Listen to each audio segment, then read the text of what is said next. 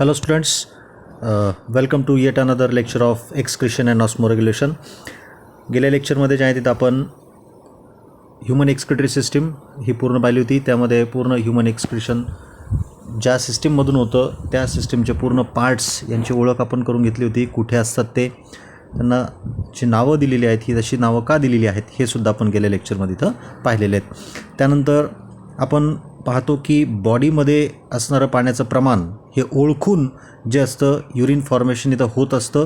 मग हे सेन्स कसं केलं जातं तर त्या संदर्भात असणारा जो काही जक्स्टा ग्लोमेरुलार ॲपरेटस आहे हा सुद्धा जो आहे आपण इथं गेल्या वेळेस पाहिलं होतं. आणि तो जो असतो हा बॉडी फ्लुइड जे आहे हे सेन्स करतो, त्याचं व्हॉल्यूम सेन्स करतो, त्याच्यामध्ये असणारे आयन्स किती आहेत हे सेन्स करतो आणि मग ठरवतो की युरिनचं फॉर्मेशन हे किती प्रमाणात झालं पाहिजे, वॉटर युरिनमधून जास्त बाहेर पडलं पाहिजे की ते सगळं रिॲब्झॉर्ब केलं पाहिजे, हे सगळं ते काय करतो इथं सेन्स करतो. That is juxta glomerular apparatus. इथपर्यंत आपण गेल्या वेळेस इथं पाहिलं होतं. या लेक्चरमध्ये बेसिकली आपण आज युरिन फॉर्म कशी होते ओके हे आपण बेसिकली इथे पाहणार आहोत. ओके, मग युरिन फॉर्मेशनमध्ये जे आहे तिथं 3 बेसिक स्टेप्स आहेत. ओके, त्यातली पहिली जी आहे that is your glomerular filtration. Glomerular filtration, त्याच्यानंतर रिॲब्झॉर्प्शन आणि मग आहे ट्युब्युलार सिक्रिशन. ओके, या तिन्ही स्टेप्स आपण वन बाय वन आपण इथे पाहणार आहोत. ठीक आहे, so let us first study about the glomerular filtration. Okay, glomerular filtration म्हणजे काय. Okay, so actually glomerular filtration जे आहे तिथं होतं कुठं, त्याचं नाव बघा काय आहे, ग्लोमेरुलार फिल्ट्रेशन. मग तुम्हाला अंदाज आलाच असेल की ग्लोमेरुलार फिल्ट्रेशन कुठे होतं तर ग्लोमेरुलसमध्ये होतं. ओके, जे काही ग्लोमेरुलस आहे, ओके, आपण पाहिलं होतं की बोमन्स कॅप्सूल तुम्ही पाहिलेलं आहे. त्या बोमन्स कॅप्सूलमध्ये जे काही ब्लड कॅपिलरीज होत्या त्याला आपण ग्लोमेरुलस इथं असं म्हणतो. सो ग्लोमेरुलसमध्ये हे फिल्ट्रेशन होतं. This is also called as ultra filtration. Ultra filtration इथं त्याला म्हणतो आपण. ओके, कारण जे आहे तिथं ते मी पुढे सांगणार आहे तुम्हाला, याला अल्ट्रा फिल्ट्रेशन असं का म्हणतात. ओके, याच्यामध्ये ॲक्च्युली जे काही अल्ट्रा फिल्ट्रेशन आहे किंवा ग्लोमेरुलार फिल्ट्रेशन आहे हे होतं कसं काय. ओके, हे जे आहे तिथं बेसिकली जो काही हायड्रोस्टॅटिक प्रेशर इथं क्रिएट होतो आणि त्या हायड्रोस्टॅटिक प्रेशरमुळं ॲक्च्युली हे फिल्ट्रेशन इथं होत असतं. बरं, त्याच्या आधी आपण आता जे फिल्ट्रेशन इथे होतं आहे दॅट इज ग्लोमेरुलसमध्ये. मग ग्लोमेरुलस आपल्याला माहिती आहे की बेसिकली ही एक ॲफरंट, समजा हा तुमचा बोमन्स कॅप्सूल आहे. ओके, मग ही ॲफरंट आर्टेरियोल आलेली आहे. ओके, इथे खूप साऱ्या कॅपिलरीज फॉर्म झालेल्या आहेत आणि मग परत बाहेर जाताना तो इफरंट आर्टेरियोल होतो. ठीक आहे, मग याच्यामध्ये ही जी काही ॲफरंट आर्टेरियोल असते याच्यामधून ब्लड फ्लो होत असतं. ठीक आहे, आता हे जे काही ब्लड फ्लो असतं या ब्लडमध्ये काही युजफुल सबस्टन्सेस प्रेझेंट असतात ॲज वेल ॲज काही हार्मफुल सबस्टन्सेससुद्धा इथं प्रेझेंट असतात. युजफुल सबस्टन्सेस लाईक ग्लुकोज असेल, ॲमिनो ॲसिड्स, विटॅमिन्स, हॉर्मोन्स, काही इलेक्ट्रोलाइट्स असतील, आयन्स असतील, सॉल्ट आयन्स, हे सगळे तिथं या ब्लडमध्ये इथं प्रेझेंट असतात. सेम वे आपल्या ब्लडमध्ये मेटाबॉलिक वेस्ट पण प्रेझेंट असतात लाईक युरिया, युरिक ॲसिड असेल, क्रिएटिनिन असेल जे आपल्या मसल्समध्ये तयार होतं, किंवा काही आयन्स जे हार्मफुल असतात हे सुद्धा या ॲफरंट आर्टेरियोलमधून इथं येत असतात. आता ॲफरंट आर्टेरियोलमधून येत असताना मी तुम्हाला गेल्या वेळेस सांगितलं होतं की ॲफरंट आर्टेरियोलमध्ये जे आहे तिथं जर तुम्ही पाहिलं तर ॲफरंट आर्टेरियोलचं डायमीटर हे इफरंटपेक्षा जास्त आहे. सो ॲफरंट आर्टेरियोलचं डायमीटर हे जास्त आहे इफरंट आर्टेरियोलपेक्षा. ओके, आता त्याच्यामुळे झालं काय, येणारं ब्लड हे जास्त फ्लोनी येतं आहे पण बाहेर जाताना कमी फ्लोनी होतं आहे. सो इथं असणारे जे कॅपिलरीज आहेत इथे ट्रॅफिक जॅम होती आहे. ट्रॅफिक जॅम म्हणजे काय की इथे ब्लडमध्ये जे आहे तिथं एक प्रेशर क्रिएट केला जातो, हायड्रोस्टॅटिक प्रेशर आपण त्याला इथं म्हणतो. प्लस मी तुम्हाला सांगितलं की ॲफरंट आर्टेरियोलचं डायमीटर जास्त आहे, इफरंटचं कमी आहे. या दोघांपेक्षाही इथे असणाऱ्या ज्या ब्लड कॅपिलरीज आहेत त्याचं डायमीटर कॅपिलरीजचं हे आणखी कमी आहे.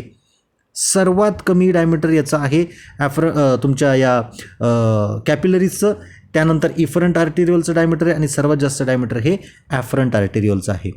ओके, आता इथे होतं काय बघा, इथे जे आहेत या तिघांमध्ये डायमीटरमध्ये इतका डिफरन्स आहे, त्यामुळं ग्लोमेरुलसचे डायमीटर सर्वात कमी असल्यामुळं इथे एक प्रेशर क्रिएट होतं that is called as hydrostatic pressure. त्याला आपण इथं काय म्हणतो, हायड्रोस्टॅटिक प्रेशर. आणि ज्या प्रेशरनी जे आहे तिथं या ग्लोमेरुलसमधून, इथं जे काही ग्लोमेरुलस आहे, जे काही ब्लड इथे खाली या बोमन्स कॅप्सूलमध्ये इथं येणार आहे, ओके, ज्याला आपण कॅप्सुलार फिल्ट्रेट असं इथं म्हणतो, हे जे येणार आहे ते एका ठराविक प्रेशरने येणार आहे. It is called as effective filtration pressure. त्याला आपण इथं इफेक्टिव्ह फिल्ट्रेशन प्रेशर इथं म्हणतो. आता हा जो इफेक्टिव्ह फिल्ट्रेशन प्रेशर आहे, म्हणजे फिल्ट्रेट तयार करणारा जो प्रेशर आहे, हा कसा तयार झालेला आहे? ओके, सो सर्वात पहिल्यांदा जे आहे तिथं देर इज ग्लोमेरुलार हायड्रोस्टॅटिक प्रेशर. मी तुम्हाला सांगितलं ग्लोमेरुलार हायड्रोस्टॅटिक प्रेशर कशामुळे क्रिएट झाला? कारण ॲफरंट आर्टेरियलचं डायमीटर जास्त आहे, एफरंटचं कमी आहे, ग्लोमेरुलार कॅपिलरीचं तर त्यापेक्षाही कमी आहे. सो त्यामुळं ऑब्व्हियसली काय होतं आहे, ब्लड हे ग्लोमेरुलसमधून बोमन्स कॅप्सूलमध्ये इथं त्या मोकळ्या जागेमध्ये इथं येतं आहे. आणि किती प्रेशरने येतं आहे किंवा किती प्रेशर आहे तो? It is around 55 mmHg. Unit लक्षात ठेवायचं आहे, MM/Hg प्रेशर काउंट करण्यासाठी. ओके, सो GHP किती आहे बघा तुमचा? GHP is around 55 mm. Glomerular hydrostatic pressure is around 55 mmHg. Okay, आता इतका प्रेशर आहे, पण एवढ्या प्रेशरनी ते काही बोमन्स कॅप्सूलमध्ये फिल्ट्रेट येत नाही. ओके, त्याचं कारण असं आहे, कारण त्याला ऑपोज करणारे सुद्धा काही प्रेशर्स आहेत. ओके, कोणता प्रेशर आहे आपण इथं पाहूया. ओके, सो त्यामध्ये सर्वात महत्त्वाचं एक प्रेशर आहे, that is your osmotic pressure, ब्लडचा ऑस्मॉटिक प्रेशर. आता ब्लडमध्ये ऑस्मॉटिक प्रेशर कसं आलं? कारण ब्लडमध्ये काही प्रोटीन्स असतात, काही इलेक्ट्रोलाइट्स असतात, काही वेगवेगळ्या प्रकारचे आयन्स असतात. ओके, वेगवेगळ्या प्रकारचे ब्लड सेल्स आहेत. ओके, मग हे असल्यामुळं जे आहे तिथं काय होतं आहे, ब्लडमध्ये एक ऑस्मॉटिक प्रेशर क्रिएट केला जातो. मग हा ऑस्मॉटिक प्रेशर जे आहे हा काय करतो? हा तुमच्या GHPला किंवा कॅपिलरी हायड्रोस्टॅटिक प्रेशरला काय करतो? इथं ऑपोज करतो आहे. म्हणजे हा जर 55 असेल तर हा त्याला ऑपोज करतो आहे, म्हणजे हा काय करतो इथं त्याला ऑपोज करतो, म्हणजे मायनस म्हणूया आपण त्याला. हा किती झाला आता इथं? हा इट इज अराउंड 25. आता राहिला 25 mmHg. Okay, so this is your GHP. हा आहे तुमचा GHP, हा आहे तुमचा osmotic pressure of the blood. Okay, oppose केलेला आहे. आता ठीक आहे, आता इथे हा जो काही तुमचा बोमन्स कॅप्सूल आहे, ओके, इथे आता काहीतरी फिल्ट्रेट जमा झालेलं आहे. हळूहळू जे असेल इथं फिल्ट्रेट इथं काय येतं आहे, हळूहळू येतं इथं जमा झालेलं आहे फिल्ट्रेट. ओके, आता इथे जमा झालेलं फिल्ट्रेट काय करतं आहे, इकडून या कॅपिलरीमधून येणारं जे फिल्ट्रेट असेल, मी वेगळ्या कलरमध्ये दाखवतो त्याला. ओके, इकडून येणारं जे काही फिल्ट्रेट असेल त्याला ऑपोज करतं. ऑब्व्हियसली त्याला काय करणार, तो इथं ऑपोज करणार, कारण हे जे आहे तिथं काय खाली ऑलरेडी काय इथं काही फिल्ट्रेट आहे. मग हे फिल्ट्रेट काय करणार, वरून येणाऱ्या फिल्ट्रेटला हे काय करणार, इथं ऑपोज करणार ऑब्व्हियसली. हां, हे जर पूर्णपणे मोकळं असतं, हे जर पूर्णपणे इथं मोकळं असतं तर मग मात्र वरून येणारा जो काही हे आहे फिल्ट्रेट आहे हे बसकन खाली आलं असतं. ओके, पण तसं मात्र इथं होत नाही, हे डायरेक्टली असं खाली येत नाही. त्याचं कारण आहे कारण इथं ऑलरेडी काय आहे, इथं फिल्ट्रेट असल्यामुळं हे काय करतं, वरून येणाऱ्या फिल्ट्रेटला खालून ते काय करतं, ऑपोज करतं. ओके, सो इथं दिस प्रेशर, किती प्रेशरने तो अपोज करतो, तर तो अपोज करतो बाय 15 mmHg. एवढ्या प्रेशरने त्याला अपोज करतो आहे. बघा, आपल्याकडं आधी होतं 55 mmHg प्रेशर होतं, त्याला अपोज केलं by your osmotic pressure approximately 30 होतं. म्हणजे 25 एवढ्या प्रेशरने काय व्हायला पाहिजे, ते फिल्ट्रेट खाली यायला पाहिजे. पण ऑलरेडी खाली काही प्रेशर आहे, तर खाली जो असणारा जो काही पार्टिकल्स आहेत हे त्याला अपोज करतायत. मग काय झालं, इथं 10 mmHg एवढाच प्रेशर राहिला. म्हणजे एवढ्या प्रेशरने काय होतं आहे, या कॅपिलरीमधून इथे या मोकळ्या स्पेसमध्ये हे काय येतं, इथं फिल्ट्रेट इथं येणारं जे असतं त्याला आपण इथं म्हणतो फिल्ट्रेट. हे फिल्ट्रेट जे आहे हे इथे येतं आहे. किती प्रेशरने येतं आहे, बाय 10 mmHg. ओके, मग तुम्हाला नेट फिल्ट्रेशन प्रेशर जर विचारला, NFP म्हणजेच नेट फिल्ट्रेशन प्रेशर विचारला, तर तुम्ही त्याला काय म्हणणार, ग्लोमेरुलार हायड्रोस्टॅटिक प्रेशर किंवा capillary hydrostatic pressure minus osmotic pressure plus filtrate pressure. So जे ऑपोज करणारे ते प्लस झाले, बरोबर आहे. तुमचा GHP होता 55, बरोबर आहे, मायनस याच्यातून मायनस काय होणार आहे बघा, तुमचा ऑस्मॉटिक प्रेशर प्लस काय तुमचा पार्टिकल्सचा प्रेशर, तुमच्या फिल्ट्रेटचा प्रेशर. ओके, सो हे किती झाले, 45 झाले. सो 55 मायनस 45 राहिलं तुमचं 10 mm. So effective filtration pressure जर तुम्हाला MCQमध्ये विचारलं, what is the effective filtration pressure, मग ते काय येणार आहे, किंवा नेट फिल्ट्रेशन प्रेशर जर विचारलं तुम्हाला, नेट फिल्ट्रेशन प्रेशर किंवा effective filtration pressure is 10 mmHg. या सर्व व्हॅल्यूज लक्षात ठेवायच्या आहेत बघा तुम्हाला. EFP और net filtration pressure is 10 mmHg. Glomerular hydrostatic pressure किंवा capillary hydrostatic pressure it is 55 mmHg. तुम्ही नंतर हे साईडला कुठेतरी लिहून ठेवू शकता. Osmotic pressure it is around 30 mmHg. Okay, and filtrate hydrostatic pressure it is 15 mmHg. Okay, एवढं आहे. ठीक आहे. सो ह्या ज्या व्हॅल्यूज आहेत तिथे या लक्षात ठेवायच्या आहेत. सो याच्यामुळं अल्ट्रा फिल्ट्रेशन होतं आहे, म्हणजे 10 mmHg एवढ्या प्रेशरनी जे आहे तिथं हे फिल्ट्रेट कॅपिलरीमधून बोमन्स कॅप्सूलमध्ये इथं येतं आहे. ठीक आहे. आता इथे जर तुम्ही पाहिलं, एका मिनटामध्ये अराउंड 125 ml फिल्ट्रेट तयार होतं आहे. लक्षात घ्या, एका मिनटाला 125 म्हणजे दिवसाला 180 लिटर फिल्ट्रेट तयार होतं. याला म्हणायचं ग्लोमेरुलर फिल्ट्रेट रेट, GFR. ही सुद्धा व्हॅल्यू तुम्हाला विचारलं जाईल.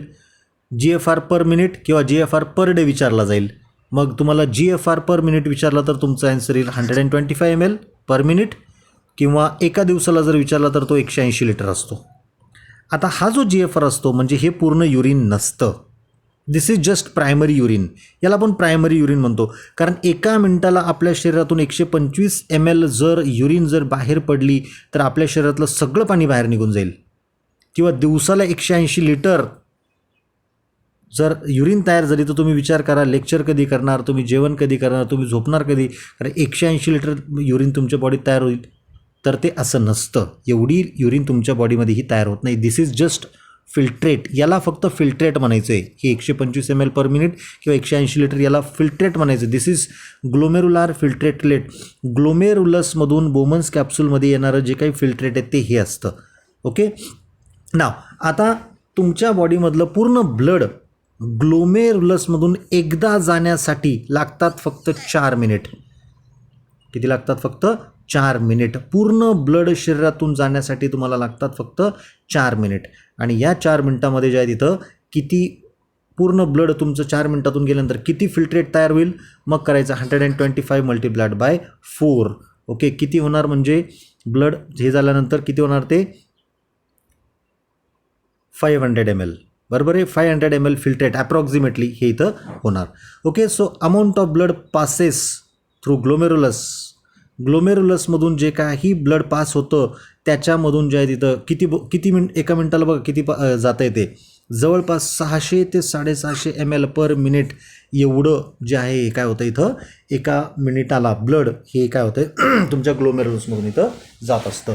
म्हणजे काय 650 ml ब्लड एका मिनिटात गेल्यानंतर बघा परत मी तुम्हाला सांगतोय की 650 ml ब्लड ग्लोमेरुलर फिल्ट्रेटमधून एकदा गेल्यानंतर किती तयार होतं फिल्ट्रेट 125 ml. किती होतं आहे 125 ml जेवढं आहे हे काय तयार होतं इथं हे फिल्ट्रेट तयार होतं आहे. म्हणजे 650 ml ब्लड गेल्यानंतर एवढं फिल्ट्रेट तयार होतं आहे. 650 ml ब्लड एकदा का तिथून पास झालं की 125 ml फिल्ट्रेट इथं तयार होतं आहे. पण आता हे जे काही फिल्ट्रेट इथं तयार होतं हे असेल त्यातलं 99% जे असतं हे काय केलं जातं दिस इज रिॲब्झॉर्ब्ड. हे परत ब्लडमध्ये टाकलं जातं. हे काय केलं जातं परत ब्लडमध्ये टाकलं जातं.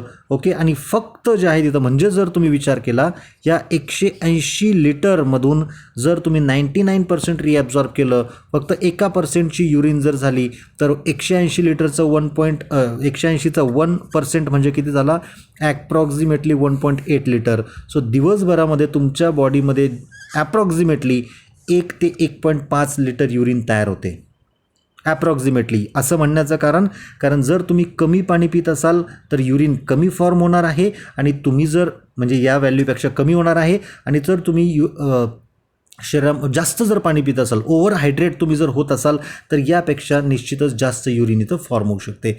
ऑन अन ॲव्हरेज एक ॲव्हरेज पर्सनचा जर तुम्ही विचार केला तर याच्यामध्ये जे आहे तिथं ॲप्रॉक्सिमेटली 1 ते 1.5 लिटर युरिन नॉर्मल पर्सन एक दिवसाला प्रोड्यूस इथं करतो. आता हे जे काही युरिन हे जे फिल्ट्रेट आहे या फिल्ट्रेटचं जे काही कॉम्पोजिशन आहे म्हणजे फिल्ट्रेटमध्ये काय काय असेल. ओके, तर हे जे असतं फिल्ट्रेटचं कॉम्पोजिशन आणि तुमच्या बॉडी फ्लुइडचं कॉम्पोजिशन हे जवळपास सारखं असतं. जवळपास सारखं म्हणजे का, बॉडी फ्लुइड म्हणजे तुमचं ब्लड आणि फिल्ट्रेट याचं कॉम्पोजिशन सारखं आहे. फक्त थोडासा फरक असा आहे, तुमचं जे काही ब्लड प्लाझ्मा आहे, ओके, याच्यामध्ये जे आहे तिथं प्रोटीन्स हे नसतात. Proteins are absent in your फिल्ट्रेटमध्ये प्रोटीन्स मात्र इथं नसतात. बाकीच्या गोष्टी तुम्हाला पाहायला मिळतील. बॉडी फ्लुइडमध्ये पण ग्लुकोज आहे, फिल्ट्रेटमध्ये पण ग्लुकोज आहे. बॉडी फ्लुइडमध्ये ॲमिनो ॲसिड आहे, फिल्ट्रेटमध्ये पण ॲमिनो ॲसिड आहे. सॉल्ट, युरिया हे बॉडी फ्लुइडमध्ये पण आहे आणि फिल्ट्रेटमध्ये पण आहे. प्रोटीन्स मात्र फक्त तुम्हाला बॉडी फ्लुइडमध्येच पाहायला मिळतील, फिल्ट्रेटमध्ये आपल्याला हे पाहायला मिळणार नाही. ठीक आहे, ओके. सो हा झाला तुमचा, this was the first step, that is ultra filtration. Okay, किंवा त्याला आपण इथं ग्लोमेरुलार फिल्ट्रेशन असं इथं म्हणतो. आता फिल्ट्रेट तयार झालेलं आहे. ठीक आहे, आता मी तुम्हाला सांगितलं दिवसभरामध्ये 180 लिटर फिल्ट्रेट तयार झालेलं आहे, किंवा एका मिनिटाला 125 ml फिल्ट्रेट इथं हे तयार झालेलं आहे. आता एवढं सगळं एका मिनिटाला 125 ml फिल्ट्रेटची जर युरिन तयार झाली तर बॉडीमध्ये किती महत्त्वाच्या गोष्टी शरीराच्या बाहेर जातील बघा. तुम्ही विचार करा, तुमच्या शरीरातून तुम्ही जे ग्लुकोज खाताय ते बाहेर जाईल, ॲमिनो ॲसिड्स बाहेर जातील, विटॅमिन्स बाहेर जातील, ओके, चांगल्या चांगल्या ज्या काही गोष्टी आहेत ह्या सगळ्या बॉडीच्या बाहेर जातील. मग वॉटर सर्वात महत्त्वाचा पार्ट जो आहे, हे वॉटरसुद्धा तुमच्या शरीराच्या बाहेर इथे जाऊ शकतं. सो त्यामुळं हे सगळे ज्या काही महत्त्वाच्या गोष्टी ज्या बॉडीला गरजेच्या आहेत या बॉडीच्या बाहेर गेल्या नाही पाहिजे, त्यासाठी जे आहे तिथं हे सिलेक्टिव्ह रिॲब्झॉर्प्शन केलं जातं. जसं आपण म्हटलं की जे काही फिल्ट्रेट तयार होतं 180 लिटर, त्यातलं 99% हे काय केलं जातं, इट इज रिॲब्झॉर्ब्ड, हे रिॲब्झॉर्ब केलं जातं. ओके, आता हे रिॲब्झॉर्प्शन सिलेक्टिव्ह असतं. जे काही फिल्ट्रेटमधून चाललं सगळंच आपण रिॲब्झॉर्ब करत नाही. युरिया असेल, युरिक ॲसिड असेल, काही हार्मफुल सॉल्ट्स आहेत जे आपल्याला नको आहेत आपल्या बॉडीच्या मध्ये, तर हे आपण जनरली घेत नाही, हे रिॲब्झॉर्ब करत नाही. ओके, मग याच्यामध्ये जे आहे तिथं युजफुल सबस्टन्सेस जे असतील हेच फक्त काय केले जातात, इथं रिॲब्झॉर्ब केले जातात. आता रिॲब्झॉर्ब केले जातात म्हणजे काय केले जातात, सपोज हे तुमचं रिनल ट्युब्यूल असेल, हा तुमचा PCT वगैरे असं काहीतरी असेल हे, ओके, आणि याच्या अवतीभोवती जे आहे तिथं ॲक्च्युली वेगळ्या कलरमध्ये मी तुम्हाला दाखवतो म्हणजे लक्षात येईल. समजा ही तुमची ट्युब्यूल आहे, ओके, ही PCT आहे, हेनलेज लूप आहे आणि हे DCT आहे, ओके, आणि याच्या अवतीभोवती आहे तुमचं ब्लड कॅपिलरी, ही इफरंट आर्टेरियल आहे, ओके, आणि ही इकडे अशी चाललेली आहे. ओके, आता सिलेक्टिव्ह रिॲब्झॉर्प्शन कुठून कुठे होते बघा, ते होतं फ्रॉम ट्यूबपासून. मी आता वेगळ्या आणखी कलरमध्ये दाखवतो, ग्रीनमध्ये दाखवतो. चला, ट्यूबमधून हे होतं इनटू द ब्लड कॅपिलरी. ट्यूबमधून ब्लड कॅपिलरीमध्ये हे सगळं इथं पाठवलं जातं. ट्यूबमधून ब्लड कॅपिलरीमध्ये इथं हे पाठवलं जातं. ओके, सो हे जे असतं हे जे काही ट्यूबमधून ह्या सगळ्या ज्या गोष्टी चाललेल्या आहेत त्या परत काय केल्या जातात, तिथं या ब्लडमध्ये ज्या आहे तिथं ह्या टाकल्या जातात. परत या ब्लड कॅपिलरीमध्ये ज्या आहे तिथं ह्या परत टाकल्या जातात. ठीक आहे, सो अशा पद्धतीने जे आहे तिथं हे टाकलं जातं. सो सिलेक्टिव्ह रिॲब्झॉर्प्शन जे आहे, this selective reabsorption it is from tubule, म्हणजे तुमचा PCT असेल, हेनलेज लूप असेल, DCT असेल, कलेक्टिंग डक्ट असेल, याला ट्युब्यूल म्हणायचं. ट्युब्यूल टू ब्लड कॅपिलरी, या ब्लड कॅपिलरीमध्ये हे जात असतं, याला म्हणायचं सिलेक्टिव्ह रिॲब्झॉर्प्शन. पहिली स्टेप जी आपण इथं पाहिली that was ultra filtration.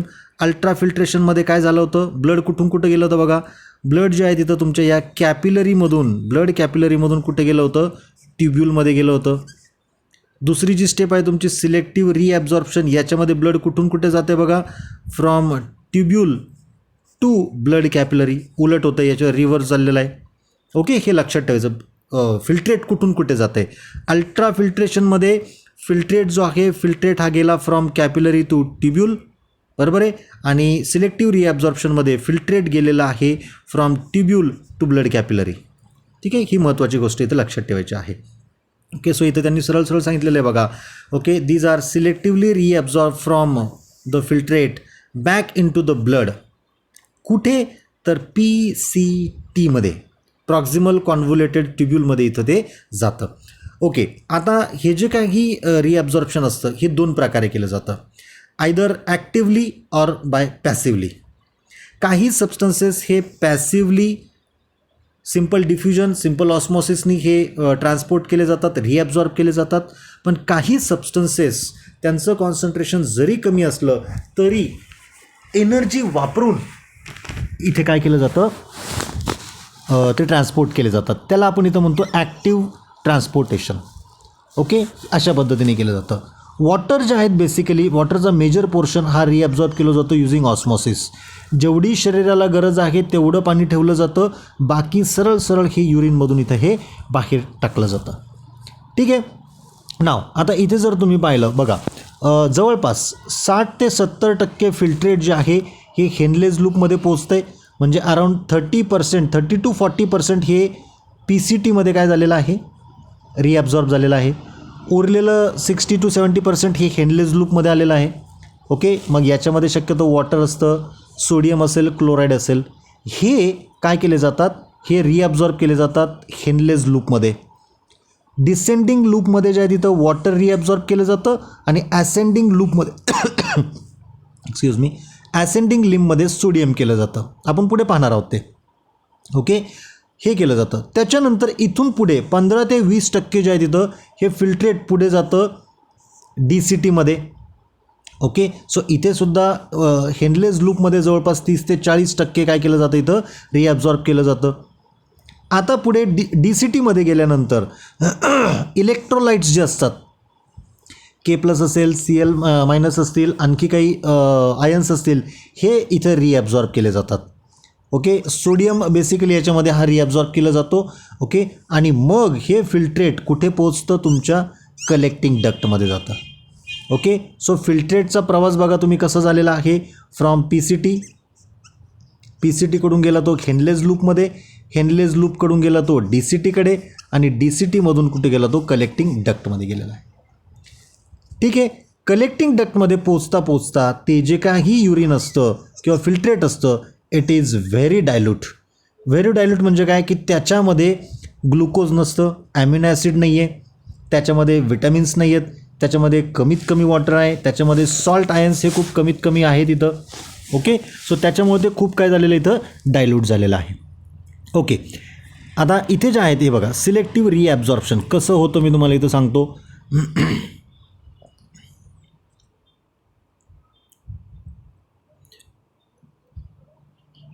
Okay, selective reabsorption जे आहे तिथं हे ट्युब्यूलमधून जे आहे तिथं, हे बघा, हे ट्युब्यूलमधून कुठे जाणार आहे, ट्युब्यूलमधून जे आहे तिथं हे जाणार आहे इनटू द ब्लड कॅपिलरी. ठीक आहे, सो ट्युब्यूलमधून ब्लड कॅपिलरीमध्ये जाणार आहे. अशा पद्धतीने ट्युब्यूलमधून ब्लड कॅपिलरी. ठीक आहे, सो अशा पद्धतीने जे आहे तिथं हे सिलेक्टिव्ह रिॲब्झॉर्प्शन इथं होत असतं. ओके, सगळीकडेच इथे सुद्धा.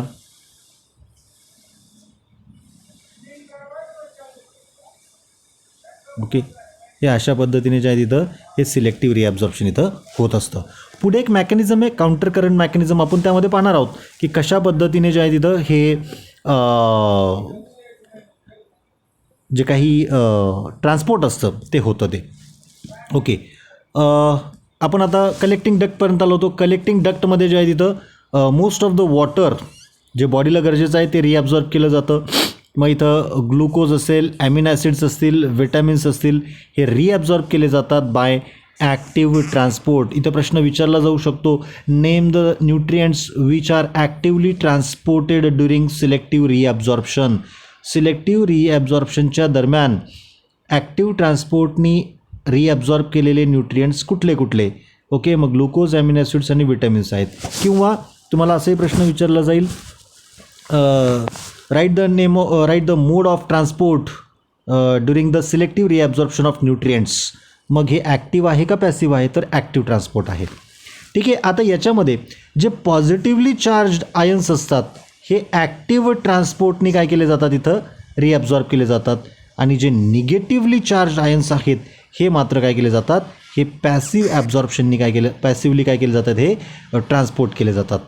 वॉटरचं रिॲब्झॉर्प्शन मगाशी सांगितलं मी बाय ऑस्मॉसिस इथं होत असतं आणि स्मॉल प्रोटीन्स जे फिल्ट्रेटमध्ये आलेले आहेत बाय पिनोसायटोसिस हे परत ब्लडमध्ये इथं हे टाकले जातात. ओके, हे बघा हे अशा पद्धतीने जे आहे तिथं हे ट्रान्सपोर्टेशन आपल्याला इथं पाहायला मिळतं.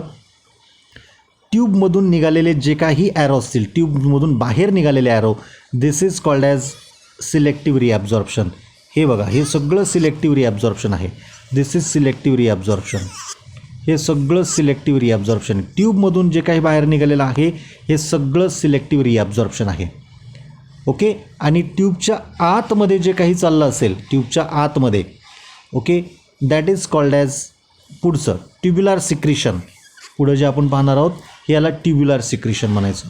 हे ब्लडमधून, ब्लड कॅपिलरीमधून ट्यूबमध्ये चाललेलं आहे. जे मी ग्रीन कलरने दाखवलेलं आहे ते कुठून कुठे चाललेलं आहे, it is from blood capillary. Blood कॅपिलरीकडून हे ट्यूबमध्ये चाललेलं आहे. ब्लड कॅपिलरीमधून हे ट्यूबमध्ये चाललेलं आहे. ओके, आणि जे रेड कलरमध्ये मी दाखवलं ते बघा कुठून चाललेलं आहे, हे ट्युब्युलकडून ब्लड कॅपिलरीमध्ये चाललेलं आहे. ओके, सो समजा इकडे जे आहे तिथं ह्या ब्लड कॅपिलरीज जे आहे तिथं या अशा पद्धतीने ब्लड कॅपिलरीज याला असतात, तिथं असे विळखा घातलेला आहे आणि त्याच्यामध्ये इथे जात असतं. आलं लक्षात तुमच्या. Okay, so this is selective reabsorption. This is selective reabsorption. आता इथं त्यांनी हे पण दाखवलं, जे रेड कलरचे ॲरो जे आहेत, सॉरी हे बघा हे जे रेड कलरचे जे ॲरो आहेत, this is called as active transport. याला त्यांनी इथं ॲक्टिव्ह ट्रान्सपोर्ट असं इथं म्हटलेलं आहे. जे रेड कलरचे ॲरोज आहेत, active transport, this is active transport. आणि जे ब्लू कलरचे जे काही ॲरोज आहेत हे दाखवलेले आहेत, यांना त्यांनी म्हटलेलं आहे these blue coloured arrows, these are passive transport. हे काय इथं पॅसिव्ह ट्रान्सपोर्ट आहे. This is passive transport. Okay, this is passive transport. ठीक आहे. नेक्स्ट तिसरा जो याच्यामधला पॉईंट आहे युरिन फॉर्मेशनमधला, it is the tubular secretion. Tubular secretion म्हणजे काय की ज्या वेळेस ॲफरंट आर्टेरिओलमधून ब्लड पास होत असतं ते ग्लोमेरुलर कॅपिलरीजमध्ये जातं आणि तिथून पुढे ते ॲफरंट आर्टेरिओलमध्ये जातं. ज्यावेळेस ब्लड ज्यावेळेस ब्लड ॲफरंट आर्टेरिओलकडून ग्लोमेरुलस कॅपिलरीमध्ये जातं आणि तिथून पुढे जातं ते इफरंट आर्टेरिओलकडे. ओके, नाव ॲफरंट आर्टेरिओलकडून ज्यावेळेस ते ब्लड ग्लोमेरुलर कॅपिलरीमध्ये येतं, ग्लोमेरुलर कॅपिलरीमध्ये फिल्ट्रेशन होतं. जे काही हार्मफुल सबस्टन्सेस असतील ते साईजनी छोटे असतात, ते कॅपिलरीच्या वॉलमधून इझिली बाहेर येतात आणि बोमन्स कॅप्सूलमध्ये इथं ते जातात. ओके, पण इथे होतं असं, काही सबस्टन्सेसला ग्लोमेरुलर कॅपिलरीमधून बोमन्स कॅप्सूलमध्ये यायला थोडासा वेळ लागतो. ओके, पण तेवढा वेळ त्यांच्याकडे नसतो. सो ब्लड पटकन काय होऊन जातं, नंतर पुढे निघून जातं इफरंट आर्टेरिओलमधून. म्हणजेच काय की अशा वेळेस काही जे काही हार्मफुल सबस्टन्सेस असतील, आयन्स असतील, ओके, हे काय केले जातात, ब्लडमध्येच राहून जातात. H+ असेल, K+ आयन असेल, क्रिएटिनिन असेल, क्रिएटिनिन नावाचा एक सबस्टन्स आहे, हे सगळे जे आहे तिथं काही प्रमाणात युरिक ॲसिडसुद्धा असतील, हे जे आहेत हे ब्लडमध्येच राहतात. ते तिथून फिल्ट्रेट होत नाही कारण त्यांना तेवढा वेळ मिळत नाही फिल्टर होण्यासाठी. मग अशा वेळेस ज्या वेळेस इफरंट आर्टेरिओलकडून त्यांनी पूर्ण या PCTला, हेनलेज लूपला आणि DCTला जो विळखा घातलेला आहे त्याच्यामधून जे आहे तिथं काय होतं आहे, त्याच्यामधून आता त्यांना एक चान्स असतो की ब्लड कॅपिलरीमधून परत हे जे सबस्टन्सेस आहेत हे ट्युब्युलमध्ये म्हणजे तुमचा PCT असेल, DCT असेल, हेनलेज लूप असेल, कलेक्टिंग डक्ट आहे, याच्यामध्ये टाकण्याची त्यांना एक संधी असते. सो हे सगळ्या गोष्टी ज्या आहेत तिथं याला आपण म्हणतो ट्युब्युलर सिक्रिशन, कारण या परत ट्युब्युलमध्ये जातात म्हणून याला ट्युब्युलर सिक्रिशन असं इथं म्हटलं आहे. ओके, म्हणजे ब्लड कॅपिलरी आहे, ब्लड कॅपिलरीच्या मध्ये इथं टिश्यू असतो, टिश्यू, आणि मग असतो पुढं तुमचा ट्युब्युल. सो अशा पद्धतीने हे सगळे सबस्टन्सेस या ट्युब्युलमध्ये इथं जातात. ठीक आहे. सो काय म्हटलं बघा त्यांनी, it is the process in which certain substances or certain ions like K+ and ammonia, these are directly secreted into the lumen of nephron. नेफ्रॉनच्या लुमेनमध्ये म्हणजे ट्युब्युलमध्ये हे डायरेक्टली टाकले जातात. इम्पॉर्टंट स्टेप आहे, कारण इथे कशासाठी इम्पॉर्टंट आहे, because this step maintains the ionic balance and pH of the body fluid.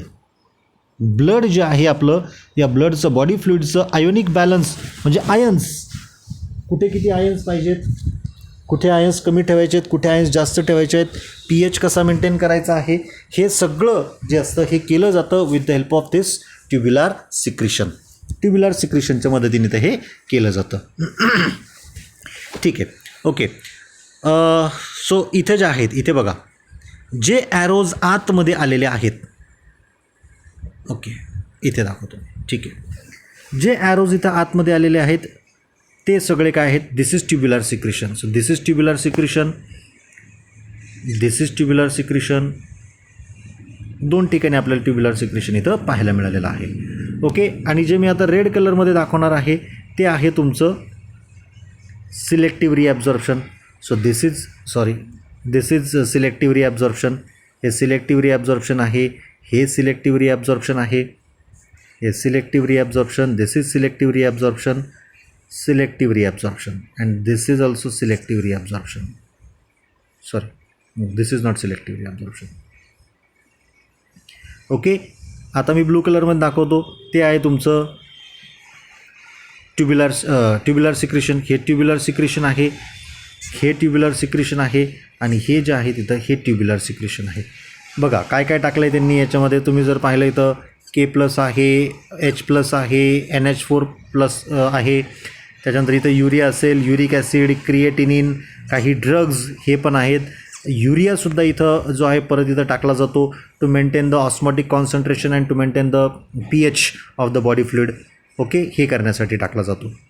Okay, so tubular secretion takes place from the blood.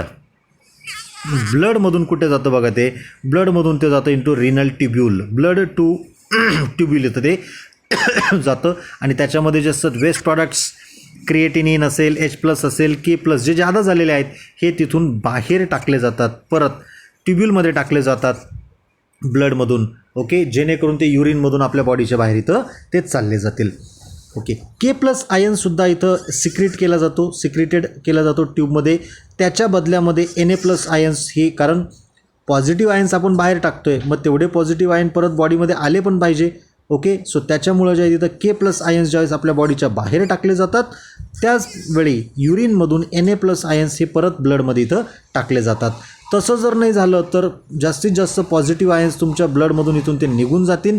अशा वेळेस तुम्हाला हायपर कॅलेमिया नावाचा डिसऑर्डर, आजार इथे होऊ शकतो. ठीक आहे, सो याच्यामध्ये जे आहे तिथं tubular secretion of H+ ions, मी मगाशी सांगितलं H+ आयन्स हा महत्त्वाचा आहे to maintain the blood pH. कारण आपल्याला आहे प्लस आयन्स जे असतात, आपल्याला माहिती आहे H+ आयन्स जे आहे तिथं हे pH इन्क्रीज करायला, ॲसिडिक pH करायला मदत करतात. ओके, सो त्याच्यामुळं ज्यावेळेस ब्लडचा pH हा जास्त बेसिक होत असेल तर अशा वेळेस जे आहे तिथं H+ आयन्स जर टाकले तर काय होतं आहे, तिथे तुमचा जो काही pH आहे हा काय केला जातो, इथं मेंटेन केला जातो. काही ड्रग्ज लाईक पेनिसिलिन असेल, ॲस्पिरिन असेल, हे सुद्धा बॉडीच्या बाहेर इथं ते टाकले जातात. ओके, सो ट्युब्युलर फिल्ट्रेट आता जे फायनली तयार झालेलं आहे याला आता तुम्ही युरिन म्हणू शकतो. आपण आता याला आपण युरिन म्हणू शकतो, कारण बऱ्याचशा गोष्टी आपण काय केलेल्या आहेत, रिॲब्झॉर्ब केलेल्या आहेत. ज्या नको असलेल्या गोष्टी असतील त्या परत आपण ट्युब्युलर सिक्रेशननी परत फिल्ट्रेटमध्ये टाकलेल्या आहेत युरिनमधून बाहेर जाण्यासाठी.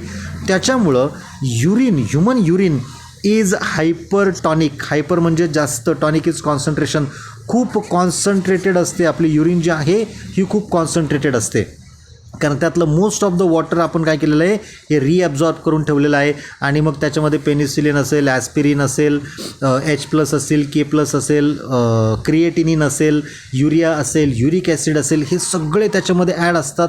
वॉटर कमी असतं. सो त्याच्यामुळं ह्युमन युरिन इज हायपरटॉनिक. लक्षात ठेवायचं आहे, ह्युमन युरिन कसं आहे, इट इज हायपरटॉनिक. ओके, जास्त कॉन्सन्ट्रेटेड हे इथं असतं. ओके, आता याच्यामध्ये जर तुम्ही पाहिलं तर वेगवेगळे जे काही स्ट्रक्चर्स आहेत त्यांचा रोल काय आहे पाहूया आपण इथं. ओके,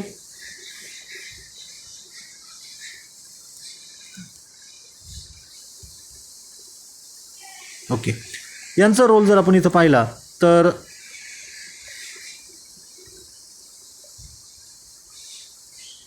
ओके सॉरी ठीक आहे. सो सर्वात पहिल्यांदा जे आहे तिथं मॅल्फिजन बॉडी आपल्याला माहिती आहे ग्लोमेरुलर कॅपिलरीज आणि बोमन्स कॅप्सूल या दोन गोष्टींपासून तयार झालेली आहे.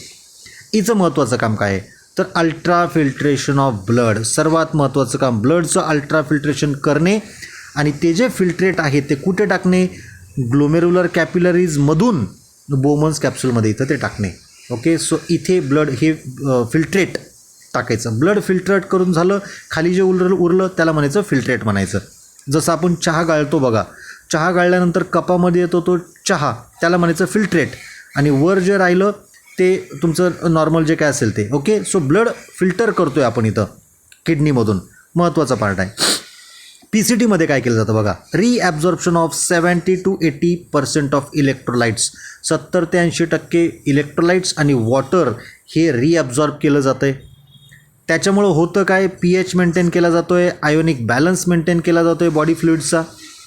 ओके त्याच्यानंतर सिलेक्टिव्ह सिक्रिशन पण केलं जातं आहे बघा, परत टाकलं पण जातं. आता रिॲब्झॉर्प्शन म्हणजे ब्लडमध्ये टाकणे आणि ब्लडमधून जे फिल्टर व्हायचं राहिलं होतं H+, NH4+, K+, ओके हे सुद्धा काय केले जातात तिथं हे सिलेक्टिव्ह सिक्रिशन केलं जातं. दोन महत्त्वाचे शब्द आहेत बघा, एक आहे तुमचा रिॲब्झॉर्प्शन आणि दुसरं आहे सिक्रिशन. रिॲब्झॉर्प्शन कुठून कसं होतं बघा, रिॲब्झॉर्प्शनमध्ये काय केलं जातं ट्युब्यूलमधून कुठे टाकलं जातं ब्लड कॅपिलरीमध्ये टाकलं जातं आणि सिक्रिशनमध्ये जे आहे तिथं सिलेक्टिव्ह सिक्रिशनमध्ये काय केलं जातं ब्लडमधून, याच्या ऑपोजिट केलं जातं, ब्लडमधून कुठे टाकलं जातं ट्युब्यूलमध्ये टाकलं जातं. ओके ठीक आहे. नाव पुढे जे आहे तिथं हेनलेज लूप जो आहे it maintains high osmolarity of the medullary interstitial fluid. मेड्युलामध्ये असणारे जे काही टिश्यूज आहेत, सेल आहेत, त्याच्यामध्ये असणारं जे काही फ्लुइड आहे त्याची हाय ऑस्मोलॅरिटी मेंटेन करतो आहे. पुढे असणारा जो पॉईंट आहे आपला that is counter current mechanism, त्याच्यामध्ये मी हा पॉईंट एक्सप्लेन करेल की मेड्युला हा जास्त ऑस्मोलॅरिटी का आहे, मेड्युलाची ऑस्मोलॅरिटी जास्त काय आहे. पहिली गोष्ट त्यामध्ये मी तुम्हाला ऑस्मोलॅरिटी म्हणजे काय ते सांगेल, हाय ऑस्मोलॅरिटी मेड्युलामध्ये का आहे हे सुद्धा मी तुम्हाला इथं एक्सप्लेन करेल. सो आपल्याला माहिती आहे हेनलेज लूप मेड्युलरी इंटरस्टिशियल फ्लुइडमध्ये हाय ऑस्मोलॅरिटी मेंटेन करतो. डिसेंडिंग लिम्ब जो खाली जाणारा लिम्ब आहे हा काय करतो आहे इट मेक्स द फिल्ट्रेटला काय करतो हायपरटॉनिक करतो. हायपरटॉनिक म्हणजे जास्त कॉन्सन्ट्रेटेड. कसं कॉन्सन्ट्रेटेड करतो कारण तो याच्यामधून काय बाहेर काढतो आहे वॉटर बाहेर काढतो आहे. हे सुद्धा आपण काउंटर करंट मेकॅनिझममध्ये इथं पाहणार आहोत. जो लूप वर चाललेला आहे याच्यामध्ये हा काय करतो आहे लिम्बला हायपोटॉनिक करतो आहे म्हणजे लेस कॉन्सन्ट्रेटेड करतो आहे, डायल्यूट करतो आहे का कारण तो याच्यातून काय काढतो आहे NaCl बाहेर काढतो आहे. ठीक आहे. सो अशा पद्धतीने हेनलेज लूप इथं काम करतो.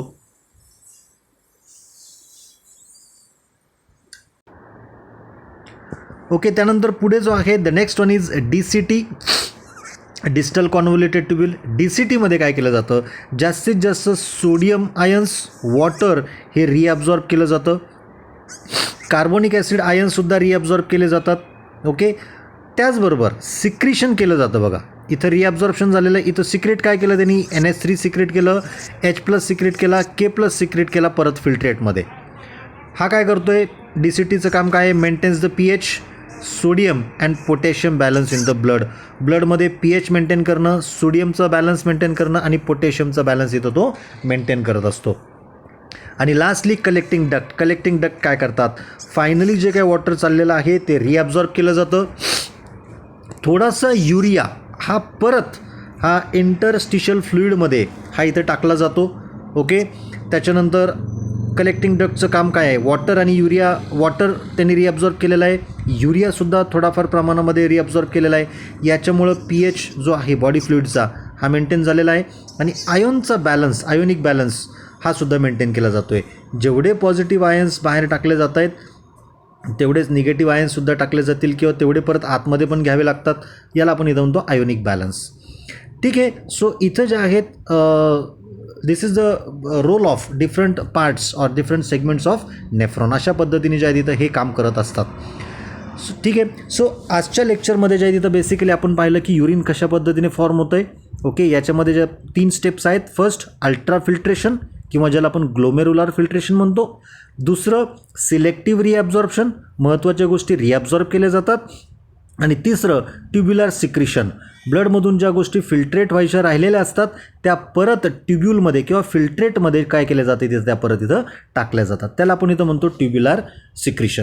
या 3 गोष्टी मिळून फायनली युरिन हे तयार होतं. आणि युरिन जे असतं ते कसं असतं, इट इज हायपरटॉनिक. बघा, हायली कॉन्सन्ट्रेटेड युरिन इथं हे असतं. युरिन कॉन्सन्ट्रेटेड का झालं, कसं झालं, ऑस्मोलॅरिटी कशा पद्धतीने मेंटेन केली जाते, हे आपण जो पुढचा पार्ट आहे ज्याला आपण काउंटर करंट मेकॅनिझम म्हणतोय त्या व्हिडिओमध्ये आपण इथं पाहणार आहोत. ठीक आहे, आजच्यासाठी थांबूया, परत भेटूया पुढच्या लेक्चरमध्ये. ठीक आहे, थँक्यू.